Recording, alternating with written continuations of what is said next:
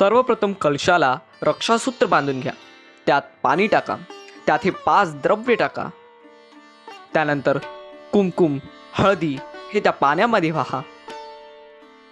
त्यानंतर एक फूल आणि दुर्वा त्या पाण्यात टाका. त्यानंतर हे 5 पाने अतिशय सुंदररित्या या कलशावर लावा.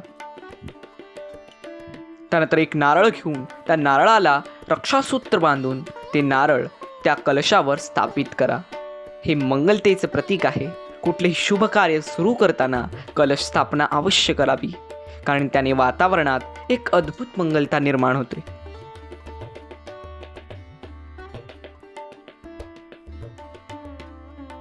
अशा प्रकारे आपला कलश संपूर्ण झाला आहे. आता अक्षतांचे आसन देऊन त्या नारळाला, त्या कलशाला या आसनावर स्थापित करूया.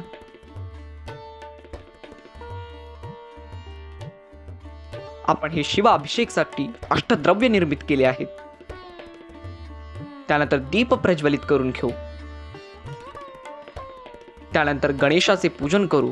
कुठलेही शुभ कार्य प्रारंभ करताना गणपती पूजन अवश्य करावे, कारण त्याविना कुठलीही साधना, अनुष्ठान, पूजा हे सफल होत नाही त्याचं कुठल्याही प्रकारचे पुण्य प्राप्त होते. त्यामुळे गणेश पूजन करायला विसरू नका. त्यानंतर देवी आदिपराशक्ती जगदंबाचे पूजन करूया, कारण ही शिवाची शक्ती आहे. शिवा माता पार्वती शिवाय शिव ही शव समान आहे. त्यामुळे देवी पूजन करायला विसरू नका.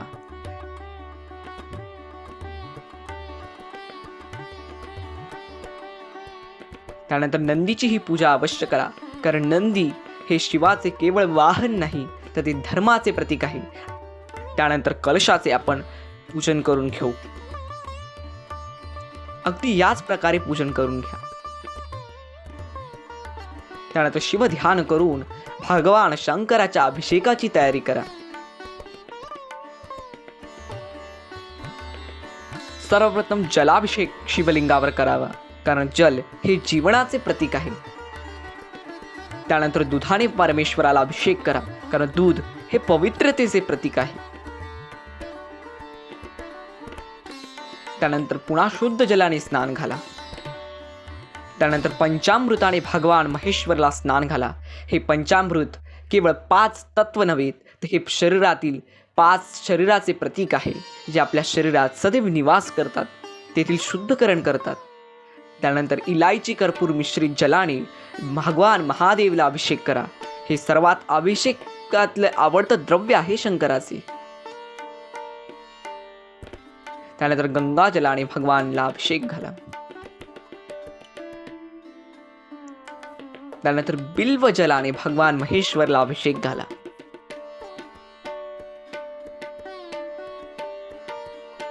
त्यानंतर चंदन मिश्रित जलाने भगवान शंकरांचा अभिषेक करा.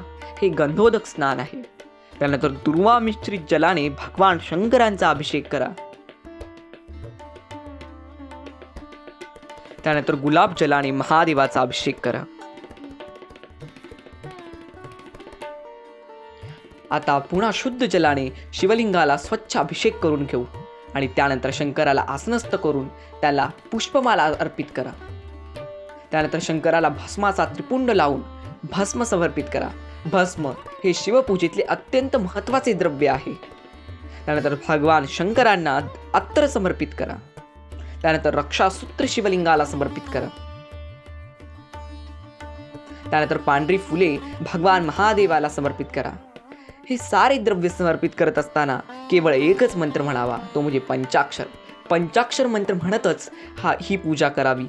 ओम नमः शिवाय, नमः शिवाय, नमः शिवाय असं उच्चार करतच ही पूजन करावे, तेव्हा त्याचे पुण्य अतिशय वाढते.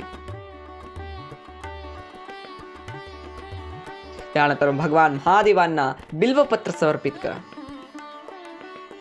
त्यानंतर भगवान महेश्वरला धूप अर्पित करा.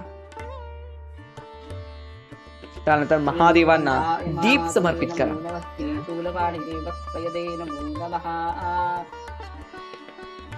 त्यानंतर भगवान शंकरांना नैवेद्य समर्पित करा. नैवेद्य अर्पित करताना असा भाव आणा की साक्षात उमापती आपल्या समक्ष खाण्यासाठी बसले आहेत आणि अतिशय प्रेम भावाने नैवेद्य अशा प्रकारे महादेवांना समर्पित करा. परमेश्वराला फळ समर्पित करा. त्यानंतर परमेश्वराला जल समर्पित करा.